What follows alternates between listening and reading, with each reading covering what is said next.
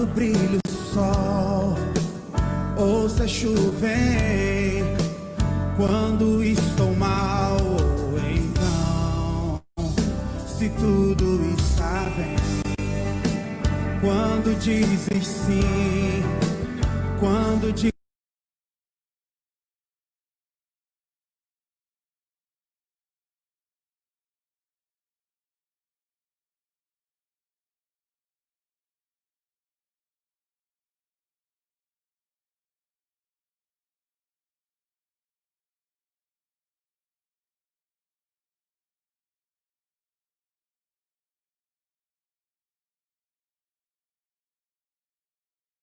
não, se ouço a tua voz, ou então quando em silêncio estás, serás sempre Deus e sempre me amarás, não desampararás, nem desistirás. E ainda que a dor me diga que não, sei que é por amor, e sais me ensinando que sempre és.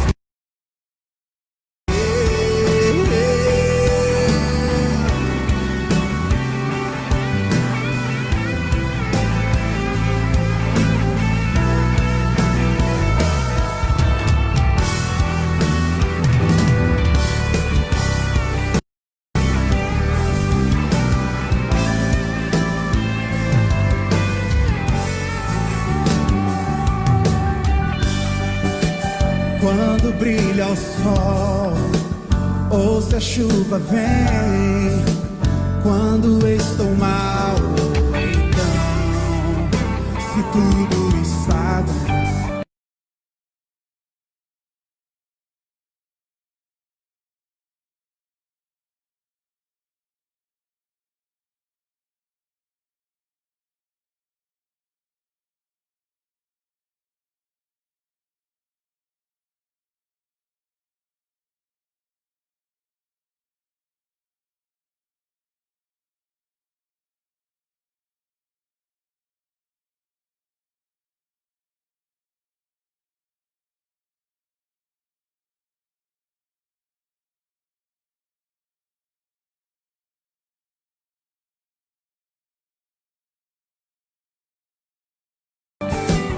Quando dizes sim, quando dizes não, se ouço a tua voz, ou então quando em silêncio estás,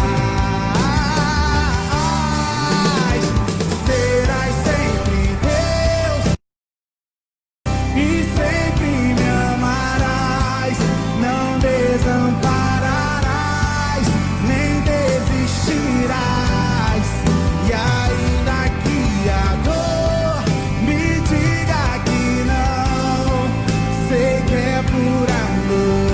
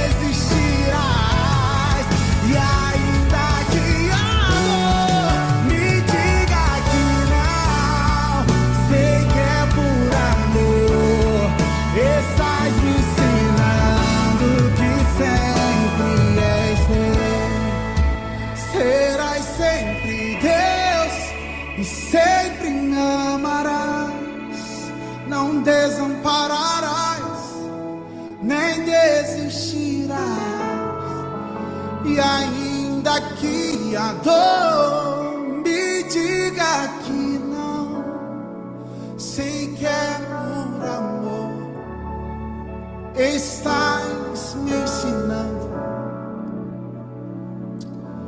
Sabe, uma das coisas que, quando meu filho nasceu, no dia do nascimento do meu filho, o pastor Léo me ligou às 7 horas da manhã, se eu não me engano. Acho que foi isso, né, pastor? E uma das coisas que o pastor Léo falou, ele falou: Bruno, a partir de hoje você vai começar a entender como funciona a paternidade de Deus para conosco. Porque a paternidade sua para com teu filho vai ser exatamente o reflexo do que Deus é para você. Impressionante que o Mateus, que é o meu filho, se durante o dia 50 vezes eu precisar trocar a fralda do Mateus, eu vou trocar a fralda do Mateus. Eu não vou deixar ele sujo. E é exatamente como Deus faz conosco. Ele sabe que por vezes nós vamos errar, mas aí Ele vem com aquela graça, nos pega, cuida de nós, nos limpa, nos dá uma nova oportunidade de fazer um novo começo, de escrever uma nova página. O problema é que às vezes nós confundimos a questão da paternidade. Você como pai, eu daqui a pouco, quando o Mateus começar a interagir comigo, por vezes eu vou dizer não para o Mateus. Mas isso não quer dizer que eu não ame meu filho.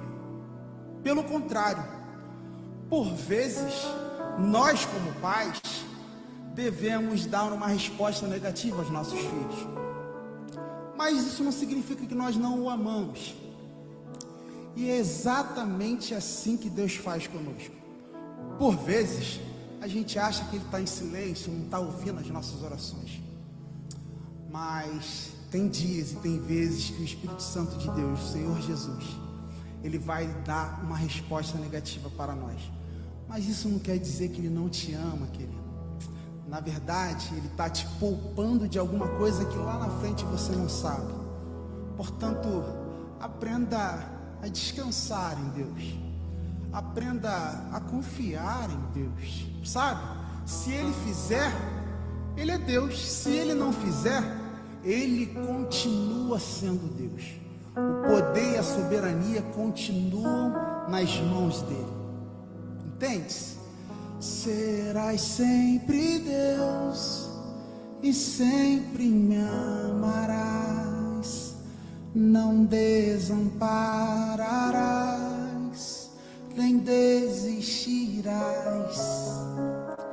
E ainda que a dor me diga que não, sei que é por amor, estás me ensinando que Ele é sempre o Senhor Deus.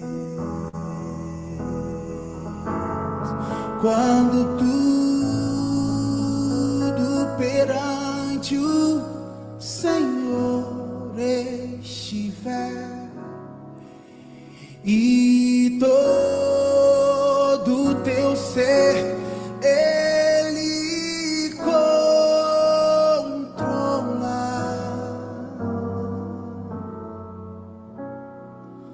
só então hás de ver que o Senhor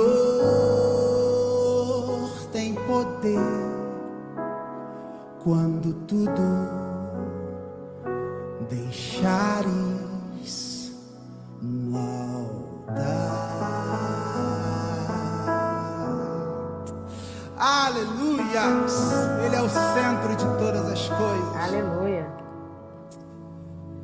Nele se iniciam todas as coisas e nele irão terminar todas as coisas. Graças a Deus. Coisa boa é ter essa certeza. Bom dia, bom dia, bom dia, bom dia, bom dia. Não tem como cortar essa ministração no meio, né? Não tem mesmo. Esse foi Bruno Teófilo, né? Fazendo um cover da canção Serás Sempre Deus, do Davi Sasser. Acho que é do Davi. Não sei se é do Arcanjo, não. Enfim, ou é do Arcanjo, do Arcanjo, ou é do Davi Sasser. Meu sobrinho querido e movido por Deus mesmo, essa ministração, assim. Não que ele não tenha feito isso outras vezes, né? Porque é um livro da casa do Senhor e foi chamado para isso. Mas quando a gente consegue internalizar uma coisa, ele nunca poderia falar uma coisa com tanta propriedade como ele falou a respeito da paternidade de Deus, porque nesse momento ele está vivendo a plenitude de ser pai. Ele poderia até ter uma ideia do que é ser pai, mas hoje ele vive a plenitude da paternidade. E ele consegue entender coisas assim que a gente fala assim, quando você tiver filho você vai entender. E às vezes as pessoas acham que é um jargão e tal. Coisas que a gente entende quando a gente se vê responsável por outra vida, né? Que depende de nós para tudo e que a gente às vezes se pega parado, olhando para ver se está respirando.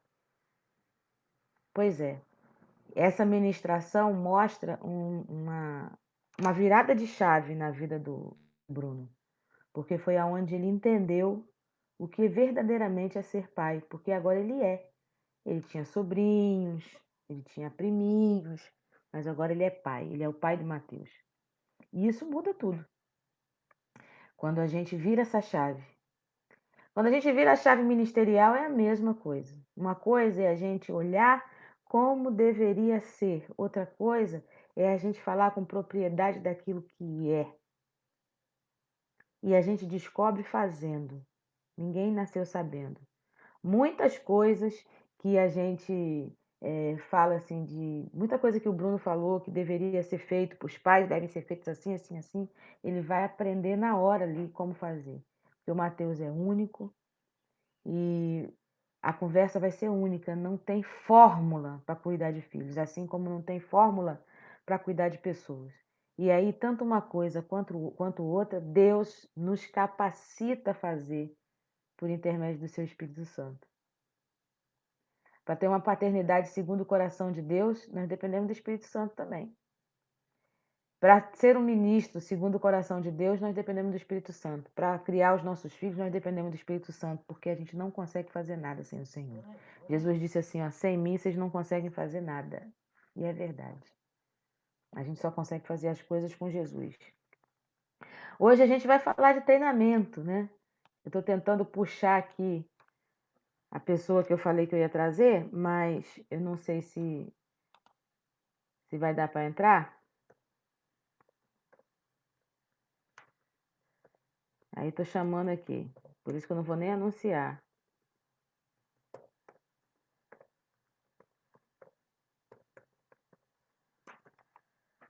Deixar para ver se ele me responde aqui. Mas aí a gente vai falar sobre treinamento. Eu quero dar bom dia já, né? Bom dia para Meire, bom dia para Kátia, bom dia para Sandra Souto, bom dia para Jéssica dos Santos Pilar, bom dia para minha cunhada Eliane, minha linda cunhada. Ô, família bonita essa abençoada, com aquele sorriso lindo. Bom dia para Linda também. Tem mais gente aqui que entrou que eu vou olhar, porque tem gente que entra e não me dá bom dia, que aparece para mim no programinha lá. Mas aí aparece aqui para mim no Facebook, aí tem o Facebook. Geralmente eu deixo fechado. Mas hoje a gente vai para o capítulo 6 do nosso livro. Ó, a gente já está no capítulo 6, viu? A gente já está no capítulo 6 do nosso livro. Deixa eu ver quem mais está aqui. Elias Teófilo, meu lindão, tá aí também. Isso aí. Aí vamos lá. Nós estamos no capítulo 6, o âmago do treinamento. A gente está falando de treinamento e parece uma coisa assim, uma obrigação. E aí eu coloquei essa canção do Bruno para mostrar que o treinamento é o que o pai faz com o filho, é treinando o filho para a vida, dando autonomia para o filho. Deus quer que a gente seja autônomo, né? O Bruno hoje está limpando fralda do Mateus, mas não é a intenção do Bruno, quando o Mateus estiver com 20, com 30 anos, ele ainda estiver limpando fralda, né? É só se um acaso, né? um infortúnio acontecer, que uma pessoa de 20, 30 anos, ela precise de uma assistência dessa forma. Na verdade, a ideia é que haja uma autonomia para que as funções normais de um ser humano ele possa desenvolver de forma sozinho, autônomo, privado, né? Individual, mantendo então a integridade do sujeito, né? Preservar o seu próprio corpo, enfim. A vida cristã ela também precisa de treinamento para que a pessoa consiga criar uma certa autonomia. E esse é o grande mote do discipulado. Porque o discipulado, e a gente às vezes tende a não entender, e eu tenho visto isso, eu tenho discutido isso várias vezes, e essa pessoa que eu estou chamando era justamente para a gente falar sobre isso. A gente tem um problema de discipulado hoje no mundo, né, na igreja, que as pessoas não estão sendo treinadas, as pessoas estão ficando no leite o tempo todo. As pessoas não estão sendo autônomas. Parece que há uma tendência de algumas lideranças de manter as pessoas dependentes demais. Deixa eu ver. Bom dia, meu amor. Dependentes demais de uma liderança, de uma figura, de uma igreja, de um contexto.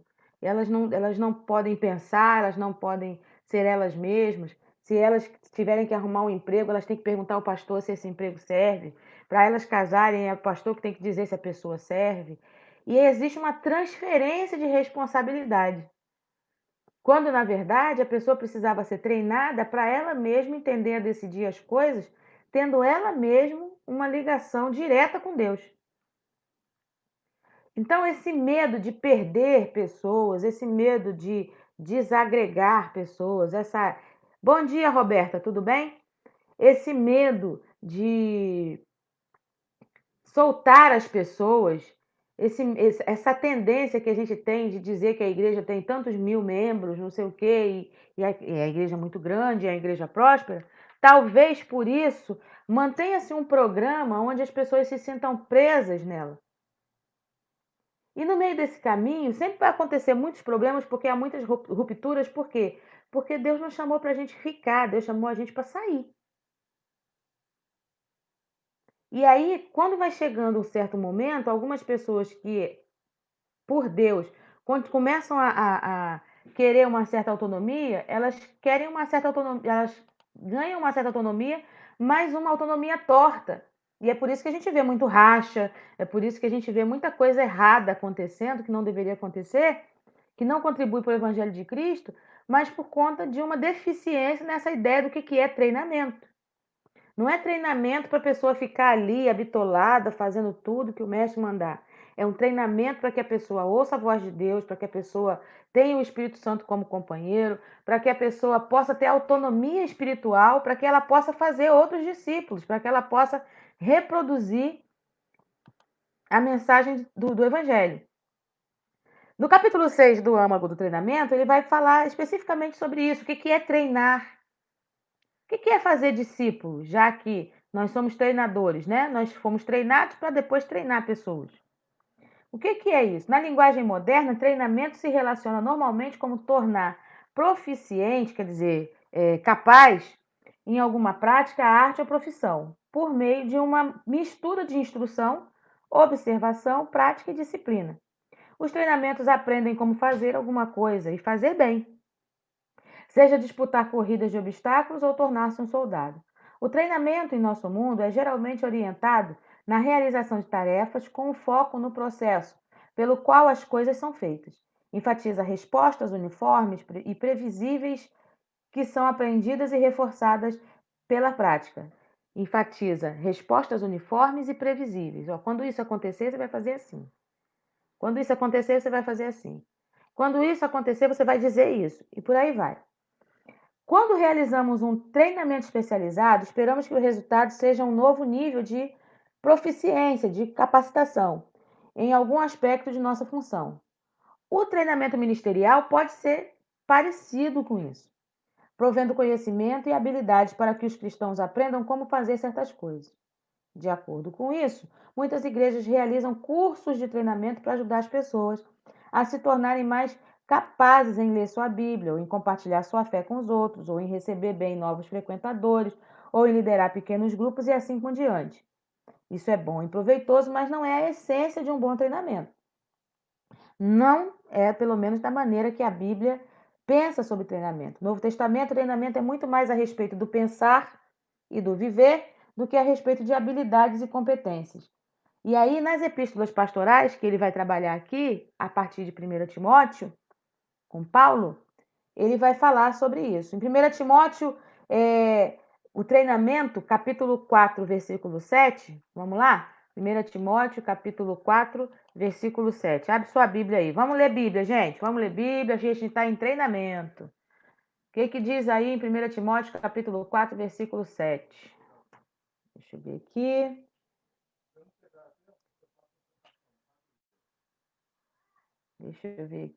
Deixa eu ver aqui. 1 Timóteo,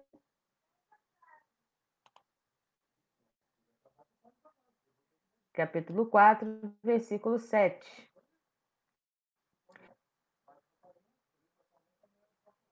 Diz assim, ó. Meu Deus. Mas rejeita as fábulas profanas e de velhas, e exercita-te, treine a ti mesmo em piedade. A palavra grega aqui é uma palavra usada originalmente em conexão com jogos. Como um ministro cristão, Timóteo deveria aplicar essa metáfora de treinamento atlético à sua vida e seu caráter para que ele e seus ouvintes progredissem à maturidade e à santidade. A primeira coisa que Paulo fala para Timóteo num treinamento é: se desfaça das coisas que façam você perder o foco. Regra de um bom discipulado: quer ser como Jesus? Mantenha o seu foco naquilo que é principal. Jesus fez isso? Fez. Todas as vezes que Jesus foi perguntado a respeito da essência do que ele estava fazendo e as pessoas tendendo a colocar ele como um governo material, como um governo humano, ele dizia assim: eu não vim aqui para isso, não. Meu propósito é outro. Meu propósito é estabelecer o reino do meu Pai aqui na terra. Meu propósito é fazer a vontade do meu Pai. Desde quando Jesus fala isso? Desde lá. De quando ele sumiu lá em Jerusalém, lá, que a mãe dele teve que correr atrás dele com 12 anos. Você vê no início do ministério de Jesus, que Jesus, deixa eu pegar minha Bíblia aqui. O início do ministério de Jesus é marcado por Jesus mostrando que é necessário haver foco. Na Bíblia é mais fácil. Deixa eu ver. Tentação de Jesus, batismo de Jesus. Isso aqui é em Lucas. Eu não quero Lucas. Eu quero Mateus. Eu quero Mateus.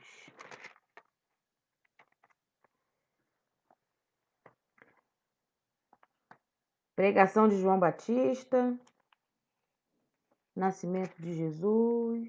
Deixa eu ver aqui.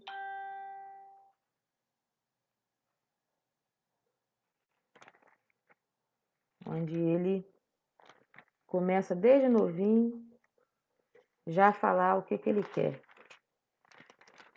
Tem as bodas de Caná.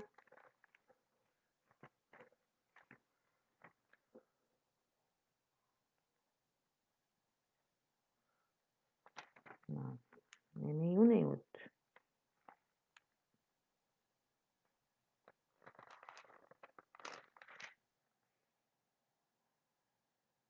Aqui. As bodas de Caná. 3 dias depois, houve um casamento em Caná da Galileia e a mãe de Jesus estava ali. E Jesus e seus discípulos também foram convidados para o casamento, e tendo acabado o vinho, a mãe de Jesus lhes disse: eles não têm mais vinho. Jesus respondeu: mulher, que tenho eu contigo? A minha hora ainda não chegou. Então sua mãe disse aos atendentes: fazei tudo o que ele vos disser. Perto dali havia 6 talhas de pedra usadas para as purificações dos judeus, e cada um cabiam entre 80 e 120 litros. E Jesus lhe ordenou: enchei de água as talhas, e eles encheram completamente. Então lhes disse: tirai agora um pouco, levai ao responsável pela festa e eles assim o fizeram. Versículo 11 diz: Esse sinal em Caná da Galileia foi o primeiro que Jesus fez. Ele manifestou a sua glória e os seus discípulos creram nele. Tudo que Jesus fazia tinha um propósito.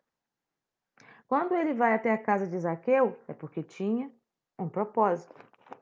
Quantas pessoas queriam estar perto de Jesus? E com certeza as pessoas já sabiam que Jesus não ia em qualquer lugar. Bom dia, mano, tudo bom?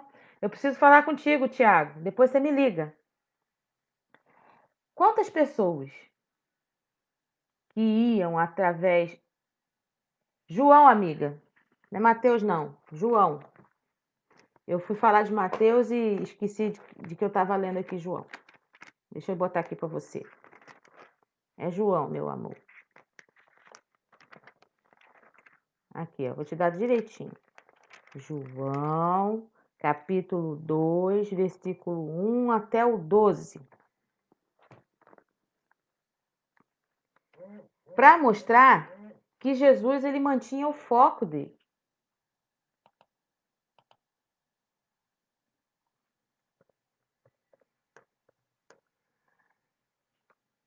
Então, eu estava chamando o pastor Josimar para entrar comigo hoje, né? Mas ele tem um sepultamento hoje. Então, vai deixar para o outro dia.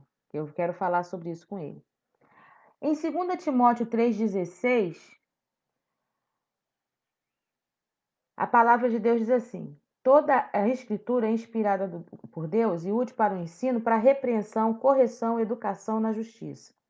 Essa é a palavra normal usada para expressar a ideia de instrução ou ensino, que tenciona formar padrões corretos de comportamento, treinamento de comportamento. 2 Timóteo, capítulo 3, versículo 16. Em Hebreus, no capítulo 5, versículo 14, diz assim: o alimento sólido é para os adultos, aqueles que pela prática têm as suas faculdades exercitadas para discernir não somente o bem, mas o mal. Por contraste, os falsos mestres têm seu coração exercitado na avareza. 2 de Pedro 2,14, vai dizer assim, 2 de Pedro, bota aqui, ó, 2 de Pedro, capítulo 2, versículo 14, diz que tendo os olhos cheios de adultério e não cessando de pecar, engodando as almas inconstantes, tendo o coração exercitado na avareza, filhos da maldição, os quais, deixando o caminho direito, erraram seguindo o caminho de Balaão, filho de Beor, que amou o prêmio da injustiça. Ou seja, quanto mais inconstante, quanto mais mal treinado, quanto mais sem foco, menos autonomia você vai ter e mais condições de ser engodado, enganado, manipulado você vai ter também. Então, Jesus não quer isso. Jesus não quer que a gente esteja com uma nuvem nos nossos olhos. O Evangelho, ele traz um descortinar. O véu foi rasgado de alto a baixo. Então, não há nenhum tipo de interferência capaz de se contrapor, de se interpor entre nós e Deus. E esse acesso direto a Deus, ele já garantido por Jesus, a gente vai a partir do treinamento diário de Bíblia, oração e de santificação, que aí lá em Hebreus 12, versículo 14, vai dizer que ela precisa ser buscada, quer dizer, é uma coisa que você precisa aperfeiçoar todos os dias. A santificação é que nós vamos começar a chegar à estatura de varão perfeito. No versículo de 2 Timóteo 3,17, o conceito de treinamento é desenvolvido. Por ser educado na justiça, o homem de Deus, 2 Timóteo, capítulo 3, versículo 17. Por ser educado na justiça, 2 Timóteo 3,17. Vou botar aqui. O homem de Deus é tornado competente ou capaz pelas Escrituras que o equipam para toda boa obra. No versículo 16 desse texto, vai dizer assim: toda a Escritura, 2 Timóteo capítulo 3, versículo 16 e 17. Toda a escritura é divinamente inspirada e proveitosa para ensinar, para redarguir, para corrigir e para instruir em justiça, para que o homem de Deus seja perfeito e perfeitamente instruído para toda boa obra. Ou seja, você é treinado para treinar, para toda boa obra, para tudo que o Senhor quiser te usar, te capacitar. Você vai estar instruído. A base dessa instrução está nas Escrituras. Não está em programas, não está em eventos, não está em congressos, não está em lives. Ok?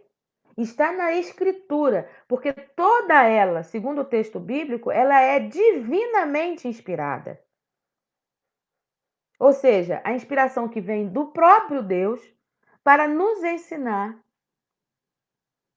como agir em toda boa obra. E o que é boa obra? São boas ações? A gente vai ver a gente pessoal bonzinho? Não. Boas obras são obras que são que têm o mal ausente, tem a ausência do mal. Boas obras são obras que glorificam a Deus.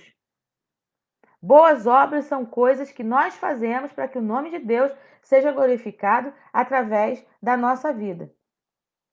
Como é que a gente pode ser capaz de ensinar com clareza alguma coisa que a gente não vive? Como que Bruno teria propriedade para falar da paternidade de Deus sem ser pai? De verdade.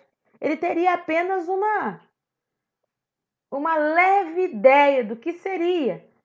Mas hoje ele está passando na pele, né? Hoje está passando na pele o que é ser pai de verdade. Ser pai de verdade é ter hora para deitar, vai cochilar, mas não saber se vai dormir. Porque alguém que não tem autonomia pode estar precisando dele, ele não pode pegar no sono pesado. Ser pai é na hora que tiver com alimento no prato e que você quer comer, a criança começar a chorar e você tem que trocar a fralda dela que está suja. Você estava com o prato na mão, mas você tem que trocar a fralda dela que está suja, porque se você não trocar a fralda dela que está suja, ela vai assar. Se ela assar, ela vai continuar chorando. Ela pode ter uma série de outros problemas que você pode evitar simplesmente trocando a fralda. Ser pai é colocar a necessidade do filho acima da sua. Numa certa hora, onde a criança não tem autonomia, depois não. Mas aí o que você faz? Você treina essa pessoa para ela não ficar totalmente dependente de você. O pai vai estar sempre ali. A mãe vai estar sempre ali. Mas o filho precisa voar. Porque senão fica pesado. A gente vai ficando velho, a gente não vai aguentar, né? Quando vai chegando no final da vida, a gente precisa que alguém cuide de nós, né? E aí, se a gente pega e fica cuidando de filho barbado o tempo todo, fica complicado. Então, Deus, ele nos chama, ele vai estar sempre lá para nos ajudar, ele está sempre lá para nos socorrer, ele sempre vai ser Deus, ele sempre vai estar ali para nos corrigir, mas ele quer também que a gente crie autonomia para poder dar autonomia para outras pessoas. E que essas pessoas entendam que eles sempre também podem contar com o Pai. Então, o Pai não se ausenta. Depois, quando chegar daqui a um tempo, e a gente ouvir alguma outra ministração do Bruno, com certeza ele vai ter uma outra coisa para falar do Mateus. De um outro instante da vida do Mateus. Pode prestar atenção. Assim é Deus. A sã doutrina ela é vital. Nas epístolas pastorais, um bastão está sendo passado como uma corrida de revezamento. Paulo está terminando seu ministério, já olhando à frente que Timóteo vai conduzir o restante das coisas. Deus confiou o evangelho a Paulo, que por sua vez passou a Timóteo. E Paulo queria que Timóteo fizesse o mesmo. Confiasse o que lhe fora entregue a homens fiéis que seriam capazes de ensinar a outros. O âmago do treinamento não é transmitir uma capacidade, e sim uma sã doutrina, um pensamento, uma forma, uma essência. Doutrina é uma essência. Por que a gente crê assim? Por que a gente fala assim? Por que você vai para a igreja, gente? Você que está aí me assistindo. O que você está fazendo na igreja? O que você está fazendo no evangelho? Me responde. Você vai fazer o que lá? Quando você pega a Bíblia para ler, o que você está pensando aqui? Quando você pega a Bíblia para ler, o que ela é para fazer para você? É um monte de letra que quando você começa a ler dá sono? Se a sua Bíblia, quando você pega para ler, dá sono, vou dizer um negócio para você, não é coisa do diabo, não é. Deixa o diabo fora disso. Não é coisa do diabo. É porque você ainda não entendeu a real do que é a palavra.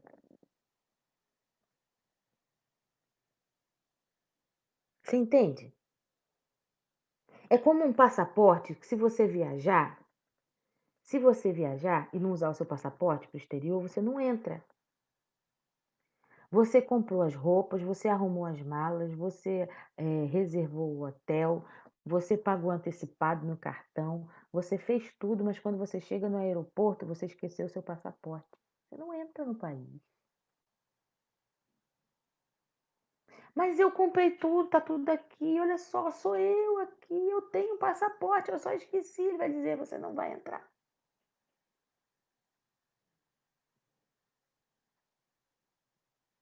Isso aqui é vital pra gente. Não tem como dar um passo sem isso aqui. Isso aqui é o manual de vida. É dela que sai a vida. Tá aqui na nossa mão. Gente, nós somos privilegiados demais no nosso país. Tem gente que não pode ter uma folha disso na mão, porque é morto. E eu tenho não só essa, mas eu tenho, se eu mostrar aqui, deixa eu ver aqui, ó. 1, 2, 3, 4, 5, 6, 7, 8, 9, 10, 11, 12, 13, 14, 15, 16, 17, 18, 19, 20, 21, 22, 23, 24, 25 Bíblias aqui na minha frente aqui. 25 Bíblias eu tenho. Só aqui na minha frente. Tem mais por aí. De tudo quanto é versão. Bom dia, Bilo. Tudo bem? De tudo quanto é versão para pesquisa. Então, à medida que vai aparecendo uma que eu acho interessante, eu, eu compro. Algumas já se perderam com o tempo, né? E aí eu tenho que repor. Mas tem lugar que você não pode ter uma folha dela. Imaginou? O privilégio que a gente tem? Leia a palavra. Eu fico olhando a palavra do céu, que é Deus Irene, todo dia de manhã. Todo dia ela manda uma, né, para o pessoal da intercessão, ela compartilha com as pessoas. A palavra do céu, ela pega um pequeno fragmento, como que Deus fala a partir daquilo ali. Como que Deus. É um negocinho à toa, é um negocinho pequenininho. Mas como que Deus fala, sabe? Como que tem assim substância, como que Deus conecta? É a palavra. No entanto, essa transferência do bom depósito do evangelho não é um exercício educacional infrutífero. Não é a palavra pela palavra. É profunda e inescapavelmente racional. Quando examinamos o relacionamento de Paulo e Timóteo, fica logo evidente que no treinamento de Timóteo estava envolvido muito mais que uma transferência de habilidades ou de informação. Paulo descreveu Timóteo várias vezes com grande ternura como seu filho amado, como um irmão em Cristo que compartilhava da graça. É quase certo que Timóteo fora convertido pelo ministério de Paulo e se tornara um cooperador altamente valioso do ministério do Evangelho. Tem coisas que às vezes eu faço no discipulado e é uma tônica minha mesmo, é coisa minha mesmo. Eu vou discipulando a pessoa, vou falando com a pessoa, e vou ensinando a pessoa, e vou fazendo. E de repente, você vê que aquela pessoa parece que ela encontra um novo desafio, mas que não é nada novo, é coisa que ela já passou e ela já sabe o caminho. E aí ela manda um áudio para mim assim: ah, olha, Ora por mim, eu tô tá passando assim, assim, assim, assim, assim, assim, assim, assim, assim, assim. Eu pego e falo assim, vamos orar. E aí eu estava pastoreando lá na Tapera, e aí eu tenho a Jane, uma grande amiga, né? Ficou uma grande amiga minha. E nós temos orado pela Tereza, sua irmã, que está no hospital com Covid, né? E aí ela dizia assim, pastor, eu tinha uma raiva da senhora. Eu ficava com uma raiva tão grande. Quando a gente ia falar um negócio para a senhora dizia assim, vamos orar. Resposta na oração. Vamos orar? Que vamos orar? Como assim vamos orar?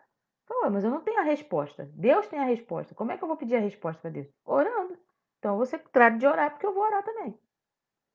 E ela dizia assim: tudo que a gente fala para a pastora, ela fala assim: vamos orar. Tudo que eu digo para a pastora, ela fala, vamos orar. Porque tinha a escola dominical, tinha as pregações e tinha o dia a dia. Ali a palavra estava sendo pregada. Bíblia. E o restante? Oração.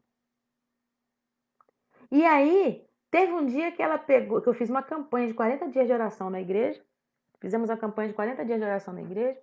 E eu falei assim: vamos colocar alguns propósitos diante de Deus. E eu fazia esses 40 dias sempre nos últimos 40 dias do ano, para entregar os 40 dias na virada do ano com os nossos propósitos. Então eu fazia isso: 40 dias, entregava os propósitos e começava os 40 dias para o novo ano para a gente. Então a gente fazia 80 dias de oração, 2 períodos de 40 dias. Aí ela pediu algo específico para a vida dela na oração, que era ela queria se batizar junto com o marido, e o marido nunca se batizava. E aí ela pegou e vou me batizar antes dele, mas eu preciso que ele me autorize. Ela achava que ele não ia autorizar, ou que ele não ia acompanhá-la. E aí ele autorizou que ela se batizasse, ela autorizou. Ela batizou. E daqui a pouco o marido pediu para se batizar. E ela falou que ela ganhou isso por meio da oração. E aí ali ela entendeu que Deus fez uma reviravolta tão grande na vida dela, que aí ela passou a tudo que as pessoas falavam com ela e dizia assim: vamos orar. Vamos orar. Eu falei, agora o pessoal vai começar a ter raiva de você. Ela, mas não tem jeito, pastor? Ela fala assim, mas não tem jeito, pastor? Tem outro jeito? Se eu não tenho jeito na situação, ela fala assim mesmo. Se eu não tenho jeito na situação, Deus tem um jeito para dar. E eu só posso ver o jeito com oração. Não é assim? É desse jeito mesmo, minha filha. Não tem jeito. Quando a gente não consegue, é Deus que vai dar a resposta de oração. Mas ela disse que ela ficava com raiva de mim todas as vezes que ela falava comigo e eu dizia assim: vamos orar. Pastor, eu estou com conflito em casa com os meus pais. Vamos orar. Pastor, eu estou com conflito em casa com os meus filhos. Vamos orar. Para perceber o que Deus está fazendo. Vamos orar? A orar acalma a gente. Orar faz a gente falar com Deus e aí a gente precisa orar, como a gente falou aqui, como desenvolver uma vida poderosa de oração, entendendo que Deus é poderoso para nos ouvir e para fazer tudo aquilo. Então a gente começa a ter relacionamento com Deus. E aí a gente muda o foco, a gente tira o foco do problema e a gente põe o foco em quem a gente precisa focar, que é Deus que pode todas as coisas.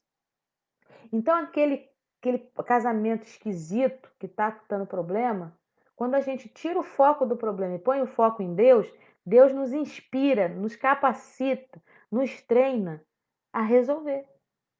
Aquele filho problemático, quando a gente tira o foco do problema do filho e põe o foco em Deus, Deus começa a trabalhar o nosso espírito para que a gente possa alcançar o nosso filho. Seus filhos têm Jesus? Não têm? A salvação não foi também otorgada a eles? Você pensa o quê? Que eles precisam ou que eles não precisam? Ou você acha que todas as suas orações vão garantir também a eles, se você orar com sobra, tipo Jó, se você orar com sobra, você também vai garantir a salvação dos seus filhos. E se você pensa assim, você está pensando errado. Hã? Cada um vai ter que cuidar de si. Cada um vai ter que ter seu próprio compromisso. E quem vai apresentar Jesus para os seus filhos? Você. É melhor que você apresente. Porque quando a gente não apresenta Jesus dentro de casa, Os filhos vão buscar Jesus, vão encontrar Jesus. Quando eles encontram Jesus, vão encontrar Jesus em outro lugar. Mas geralmente, quando eles encontram Jesus, primeiro eles têm que encontrar o diabo na frente. Então é melhor que eles encontrem Jesus dentro de casa logo. Porque geralmente, quando os filhos não encontram Jesus dentro de casa e vão na busca por um preenchimento da alma, no meio do caminho eles comem muito lixo. Muito lixo. São relacionamentos errados, relacionamentos amorosos errados, são relacionamentos com amizades erradas, caminhos errados, novas descobertas. Eles não conheceram Jesus em casa. E o que é conhecer Jesus em casa? É forçar a criança a ficar lendo Bíblia e vendo desenho infantil? Não, é viver Jesus em casa. Viver Jesus em casa. Não é ter uma alcunha de crente. É ter vida com Deus. É ser exemplo, é ser padrão. É manter o treinamento, a disciplina do treinamento, uma disciplina de mente e de vida, não de nome. Não é cantar bonito, não é pregar bonito, não é fazer bonito na igreja. É o dia a dia da comida. Bom dia, Jodilce. Certo? Certíssimo. Não, é o dia a dia de fazer a comida, de lavar a roupa, de fazer as compras, de resolver as situações do dia a dia, de pagar as contas, de se relacionar com o vizinho, de tratar o idoso, de tratar os familiares. É o dia a dia de tratar o marido, de tratar a esposa, viver Jesus na vida. É vida na vida. Isso é o verdadeiro discipulado.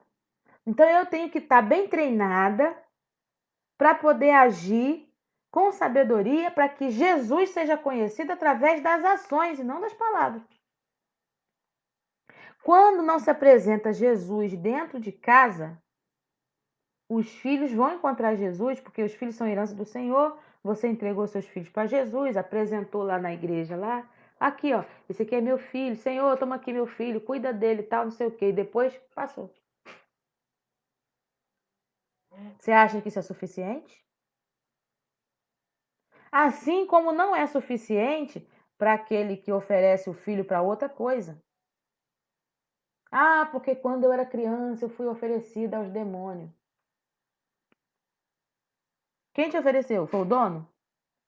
Não foi o dono, não. Deus não te fez para isso. Então você pode quebrar essa maldição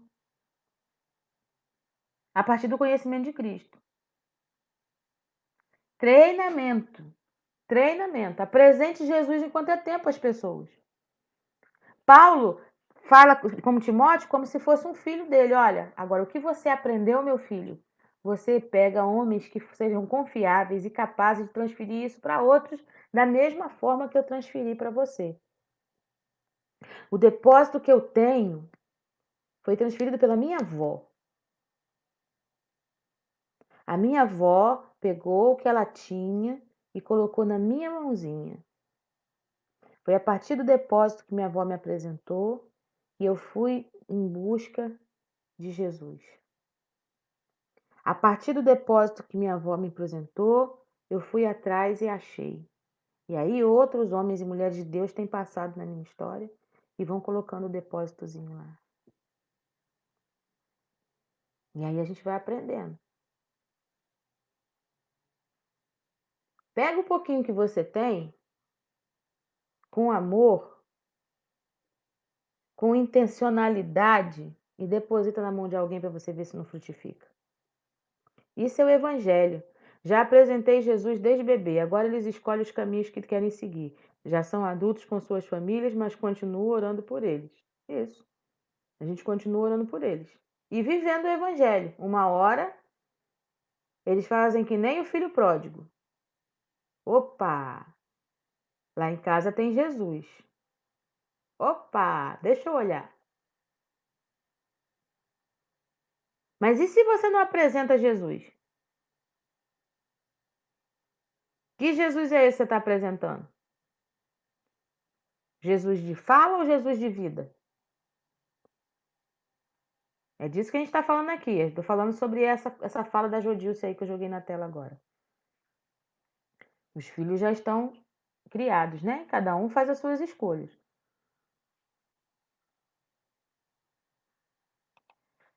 O ensino e o comportamento exemplares de Tito se refletiam também em Paulo. Tito capítulo 2, versículos 7 e 8, Paulo diz assim: torna-te pessoalmente padrão de boas obras. Quando eu pensar em boas obras, eu vou pensar em Tito. No ensino, mostra integridade, seja íntegro no ensinar. Reverência, linguagem sadia e irrepreensível, para que o adversário seja envergonhado, não tendo indignidade nenhuma que dizer a nosso respeito. Exemplo. Metodologia de ser modelo, exemplo e imitação era elementar em todo o ministério de Paulo. E aí, para terminar, vai dizer assim: olha, irmãos, sede imitadores meus e observai os que andam segundo o modelo que tendes em nós. Filipenses 3,17. Meire fala assim: é assim mesmo. Eles sabem o caminho que foram ensinados. Hoje, só oro por eles também. Isso aí. Orar. Orar, gente, e manter o padrão. Não perder o foco. Não entrar no jogo do adversário.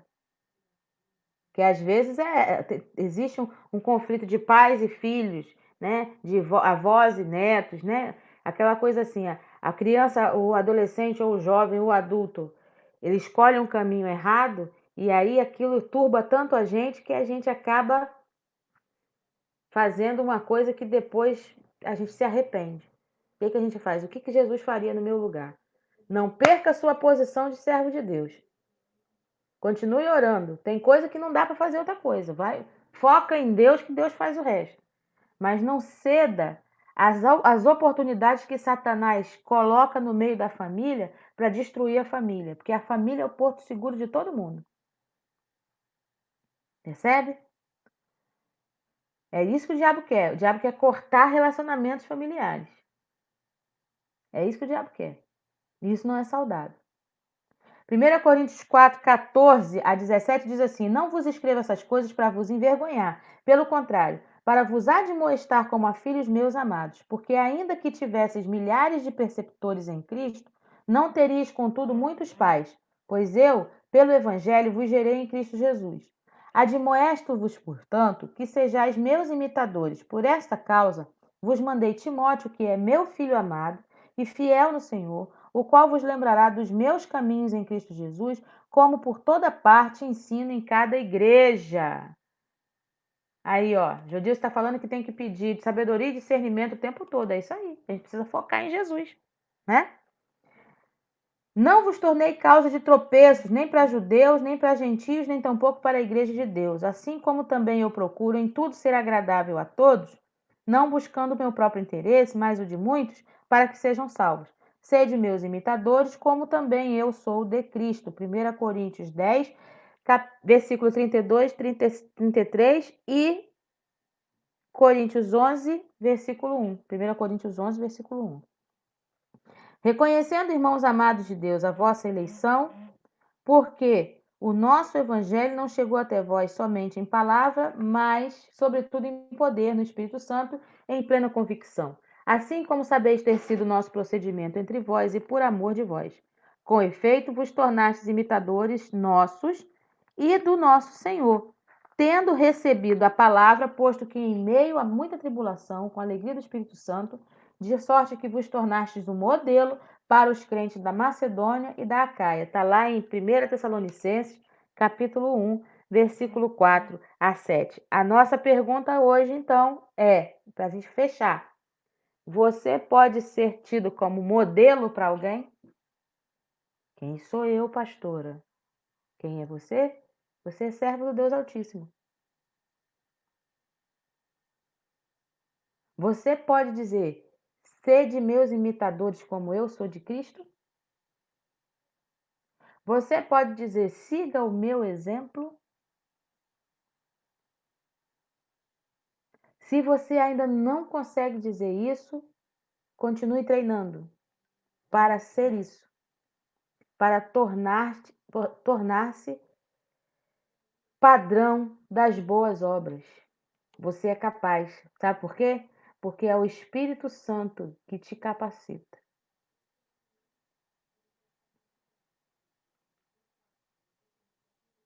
É Ele que te capacita. Não é de você mesmo. Não é pela sua própria vontade. Não é você querer. De jeito nenhum. É porque você é preparado, capacitado pelo sangue de Jesus. Porque você foi criado para isso.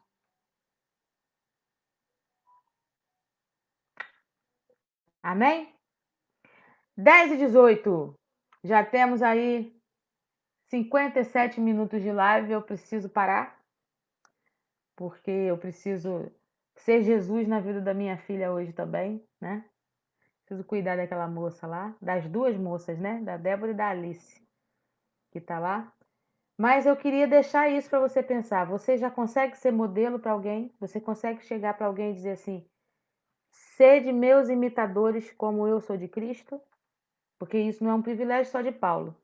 Paulo passa o bastão para Timóteo, que passou para homens confiáveis, que passou para homens confiáveis de novo e que foram passando até chegar até nós. E esse bastão não pode parar em nós, esse bastão precisa ser passado para outras pessoas.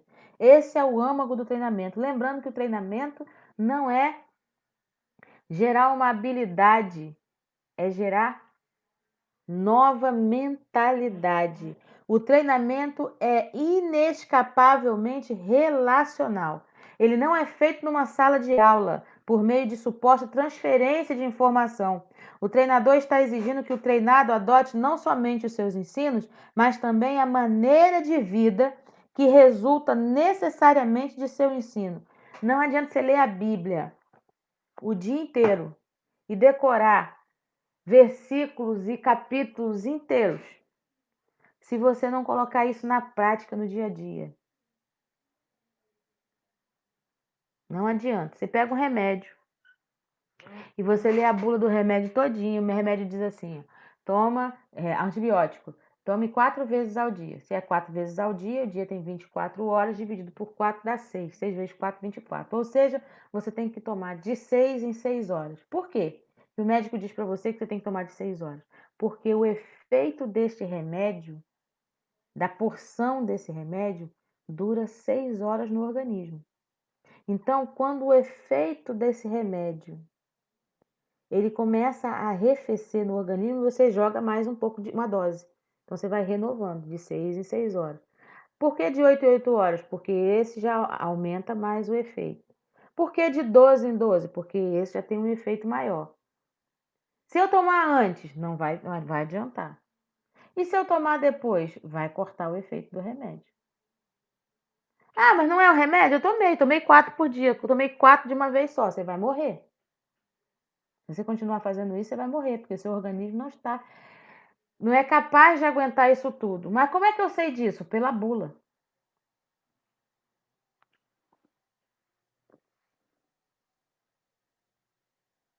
É o modo de instrução. Não adianta só você saber, mas aplicar do jeito que você acha que deve aplicar. Você tem que aplicar do jeito certo.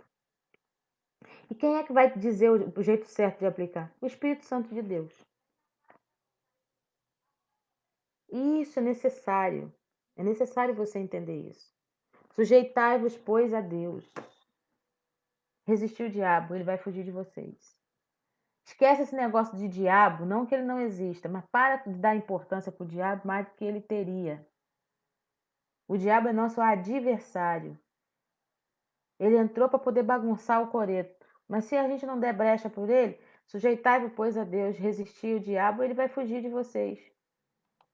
Se ele não tem condições de entrar, ele vai embora. Fecha. O que Jesus disse lá em João? Olha, o diabo, vosso adversário, anda a vosso derredor, rugindo como leão, buscando a quem possa tragar. O que isso quer dizer, pastora?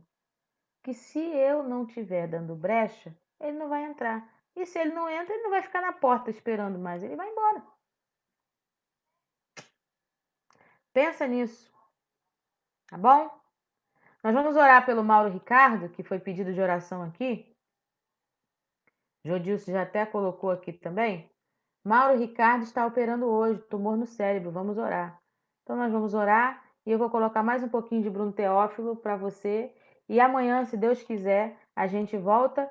E se der, o Josimar vem amanhã. Vou até colocar para ele aqui. Se der, amanhã você vem? E se ele disser que sim, amanhã o Josimar vai estar com a gente batendo um papo. E é bom bater papo com o Josimar, né? Eu gostei, ele gostou também. Hoje, às 20 horas, a gente tem uma live falando sobre o retorno dos cultos, né? Ali na PIB Campos. Nós vamos ter alguns médicos da nossa igreja, nós teremos psicólogos, tem o pastor Rogério, que é o nosso pastor, e eu vou estar lá também, para a gente conversar um pouco, das 20 horas, a partir das 20 horas. Às 21 eu tenho uma outra live também, com a Igreja Batista Torre Forte. Deixa eu ver aqui o tema aqui para mostrar para vocês. A gente vai compartilhando. O bom disso tudo que está acontecendo. Deixa eu ver aqui. Peraí. T-O. Ó, amor. Esse negócio desse nosso nome aqui é com P.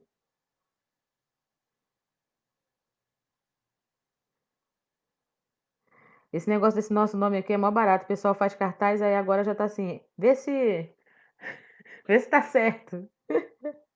Ó, o papo hoje é empoderamento feminino, feminismo e machismo. A partir das 21 horas, com o pessoal lá. Vai estar eu e pastora Damares. Papo forte. Tá vendo aí? Pastor Marcial, a Igreja Batista Torre Forte. Vai estar na plataforma do YouTube da Igreja Batista Torre Forte, tudo junto no YouTube. Igreja Batista Torre Forte, tudo junto. Então eu tenho uma live às 20, tenho uma live às 21. Então hoje o dia tá corrido. Tá bom, queridos? Ó, vamos orar pelo Mauro? Que eu falei, né? Não tem outro jeito. Só orando mesmo. Pai querido, em nome de Jesus, nós queremos te agradecer por esse dia, te agradecer por esse papo aqui que a gente bateu e te pedir, Senhor amado, que o Senhor esteja com o Mauro nessa manhã, onde ele estará passando por um procedimento de tumor no cérebro. O Senhor é o médico dos médicos e o Senhor deu capacidade a homens para que eles possam invadir de uma forma positiva o nosso corpo e mexer no nosso organismo de forma a extrair alguma coisa que eles já descobriram por capacidade dada pelo Senhor também nas pesquisas, e eles conseguem mexer, cortar, abrir, fechar e manter vivo as pessoas, mas é segundo o teu querer e o teu cuidado. Então eu quero te dizer, ó Deus, que o Senhor oriente a mão dos médicos, a mão de todos aqueles que estarão dando assistência, Senhor amado, nessa cirurgia, para que o êxito esperado seja alcançado. Mas colocamos Mauro nas tuas mãos e que o Senhor faça a tua vontade na vida desse homem. Cuida da sua família, que pode estar aflita com certeza nesse momento, apreensiva por esse procedimento. Que o Senhor também esteja guardando, protegendo, Senhor amado, dando estabilidade, dando controle, ó Deus, nesse momento difícil. E que nós possamos ter notícias que glorifiquem o teu nome. Notícias que glorifiquem o teu nome. Seja conosco durante todo esse dia, em todas as atividades que precisamos fazer, e o Senhor nos dê êxito em todas elas. Cuida de cada um que está vendo essa live nessa hora, aqueles que assistem porventura depois também, colocamos diante dos teus cuidados nas tuas mãos. Fica conosco, Senhor, é o que nós te pedimos e te agradecemos em nome de Jesus. Amém e amém. Vamos ouvir um pouquinho mais de Bruno Teófilo agora, com outra música?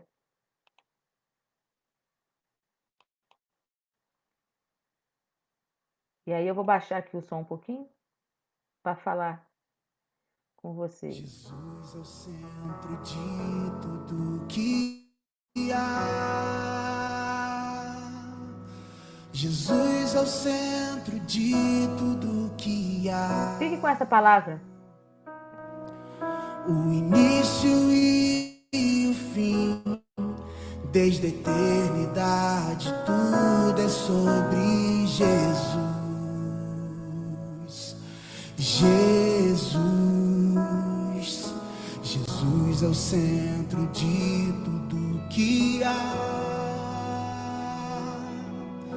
Jesus é o centro de tudo que há.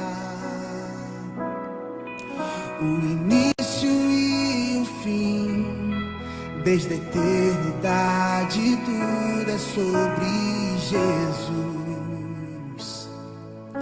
Jesus, nada mais importa, nada se compara a ti. Jesus, tu és o centro e tudo aponta para ti. Jesus,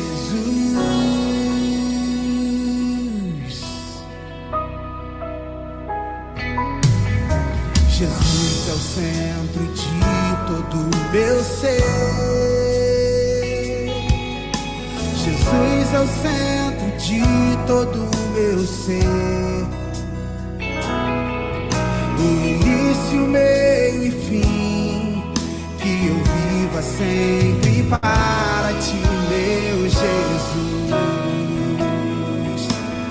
Jesus, nada mais importa, nada se compara a ti. Jesus, Jesus, tu és o centro e tudo aponta para ti. Jesus, nada mais importa, nada se compara a ti. Jesus, tu és o centro e tudo aponta para ti. Jesus, que em meu coração Cristo seja o centro e todo meu ser mostre quem tu és. Que em meu coração Cristo seja o centro e todo o meu ser mostre quem tu és. Que em meu coração Cristo seja o centro e todo o meu ser. E essa seja a nossa oração hoje, em todos os dias da nossa vida. Que em nosso coração Jesus seja sempre o centro. Fiquem com Deus. Até amanhã, meio-dia, 6 horas e meia-noite. Tem live de oração também. Tá bom? Deus te abençoe. Fiquem com Deus. Paz, Senhor.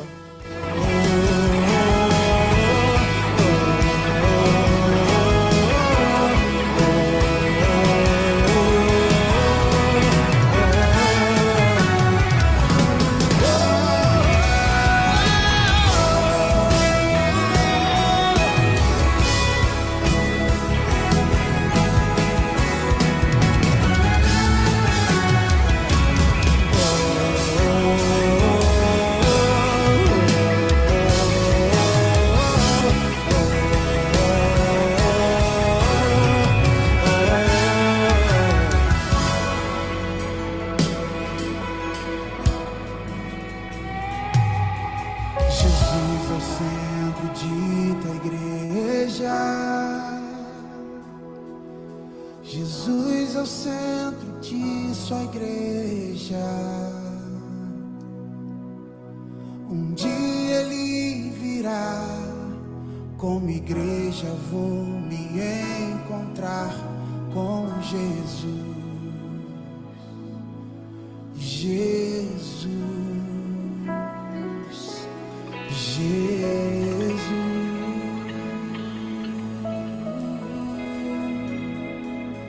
Teu reino é sempre eterno, firmado em misericórdia. justiça, igualdade, bondade, fidelidade. A tua igreja te adora. A tua igreja te adora. Você pode adorar junto comigo da sua casa. Teu reino é sempre eterno, firmado em misericórdia, justiça, igualdade, bondade, fidelidade. Tua igreja te adora. A tua igreja te adora. Ah, Espírito Santo de Deus,